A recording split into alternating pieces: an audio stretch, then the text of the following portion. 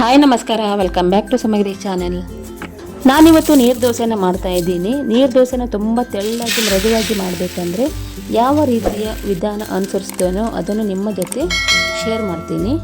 ನೀವು ಇದೇ ಥರ ಮಾಡಿದರೆ ತೆಳ್ಳಾಗಿ ಮೃದುವಾದ ನೀರು ದೋಸೆನ ಮಾಡ್ಬೋದು. ನೀವೇನಾದರೂ ನಮ್ಮ ಚಾನಲ್ಗೆ ಹೊಸಬರಾದರೆ ಪ್ಲೀಸ್ ಸಬ್ಸ್ಕ್ರೈಬ್ ಮಾಡಿ ನೋಡಿ. ಬನ್ನಿ ಇವಾಗ ರೆಸಿಪಿನ ಶುರು ಮಾಡೋಣ. ಮೊದಲಿಗೆ ನಾನಿಲ್ಲಿ ಒಂದು ದೊಡ್ಡ ಲೋಟದಷ್ಟು ಸೊಸೈಟಿ ಅಕ್ಕಿ, ಬೆಳ್ತಿಗೆ ಅಕ್ಕಿಯನ್ನು ತಗೊಂಡಿದ್ದೀನಿ. ಅಕ್ಕಿಯನ್ನು ನಾನು ನಿನ್ನೆ ರಾತ್ರಿ ನೆನೆ ಹಾಕಿದ್ದೀನಿ. ಇವಾಗ 7-8 ಗಂಟೆಗಳ ಕಾಲ ಅಕ್ಕಿ ನೆನೆದಿದೆ.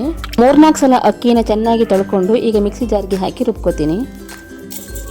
ಇನ್ನೊಂದು ಟಿಪ್ಸ್ ಏನಂದರೆ ಗ್ರೈಂಡರ್ನಲ್ಲೇ ರುಬ್ಕೊಂಡ್ರೆ ತುಂಬಾ ಚೆನ್ನಾಗಿ ನುಣ್ಣಗಾಗುತ್ತೆ. ಇದು ತುಂಬಾ ನುಣ್ಣಾಗಿ ರುಬ್ಕೊಂಡ್ರೆ ನೀರು ದೋಸೆ ಇನ್ನೂ ಚೆನ್ನಾಗಿ ಬರುತ್ತೆ. ನಾನು ಅಕ್ಕಿ ಸ್ವಲ್ಪನೇ ಇರುವುದರಿಂದ ಮಿಕ್ಸಿಗೆ ಹಾಕ್ಕೊಳ್ತಾ ಇದ್ದೀನಿ.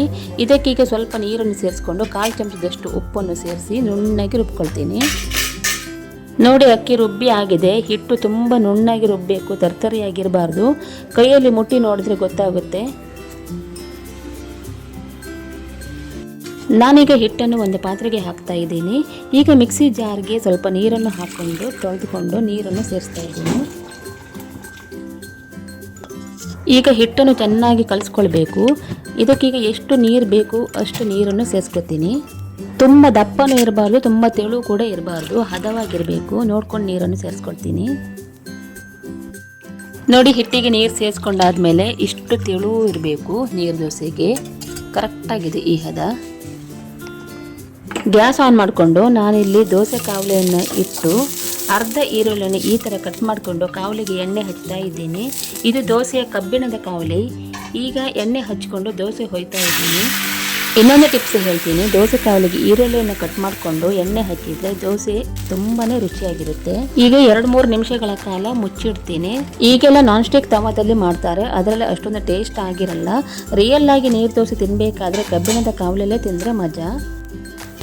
ಈಗ ದೋಸೆನ ತೋರಿಸ್ತೀನಿ ನೋಡಿ, ಎಷ್ಟು ಚೆನ್ನಾಗಿ ಬಂದಿದೆ. ಕಣ್ಣು ಬಿಟ್ಟಿದೆ ಹಾಗೂ ಮೃದುವಾಗಿದೆ, ನೆಟ್ಟ ಥರ ಆಗಿದೆ. ಈಗ ಇದು ಯಾವ ಥರ ಹೇಳ್ತಾ ಇದೆ ನೋಡಿ. ತುಂಬ ಕಷ್ಟಪಡಬೇಕಂತಿಲ್ಲ, ಹಾಗೆ ನೀಟಾಗಿ ಎದ್ದು ಬರುತ್ತೆ. ನೀರು ದೋಸೆನ ಒಂದರ ಮೇಲೆ ಒಂದು ಡೈರೆಕ್ಟಾಗಿ ಹಾಕ್ಕೊಳ್ಬಾರ್ದು. ಬಿಸಿ ಇರುವಾಗಲೇ ಈ ಥರ ಒಂದು ಪಾತ್ರೆಗೆ ಹಾಕ್ಕೊಂಡು ನಂತರ ತಣ್ಣಗಾದ ಮೇಲೆ ಸಪ್ರೇಟಾಗಿ ತೆಗೆದಿಟ್ಕೊಳ್ಬೇಕು. ನೋಡಿ, ತೆಳ್ಳಗೆ ಮೃದುವಾದ ನೀರು ದೋಸೆ ರೆಡಿಯಾಗಿದೆ. ಅದರ ಜೊತೆ ಕಾಯಿ ಚಟ್ನಿ ಕೂಡ ರೆಡಿಯಾಗಿದೆ. ನೀರು ದೋಸೆಗೆ ಮೀನು ಸಾರು, ಚಿಕನ್ ಸುಕ್ಕ, ಚಿಕನ್ ಸಾರು ಹಾಗೂ ಸಾಂಬಾರು ಕೂಡ ಒಳ್ಳೆ ಕಾಂಬಿನೇಷನ್ ಆಗಿರುತ್ತೆ. ನೀವು ಇದೇ ಥರ ಟಿಪ್ಸ್ನ ಸಿಂಪಲಾಗಿ ಫಾಲೋ ಮಾಡಿ ಹಾಗೂ ಮನೆಯಲ್ಲಿ ಟ್ರೈ ಮಾಡಿ ಹೇಗಾಗಿದೆ ಅಂತ ಹೇಳಿಕೊಂಡು ಕಮೆಂಟ್ ಮಾಡಿ. ನನ್ನ ಈ ವಿಡಿಯೋ ಇಷ್ಟವಾದರೆ ಪ್ಲೀಸ್ ಲೈಕ್, ಶೇರ್, ಕಮೆಂಟ್ ಮಾಡಿ ಹಾಗೂ ಸಬ್ಸ್ಕ್ರೈಬ್ ಮಾಡೋದನ್ನು ಮರಿಬೇಡಿ. Thank you.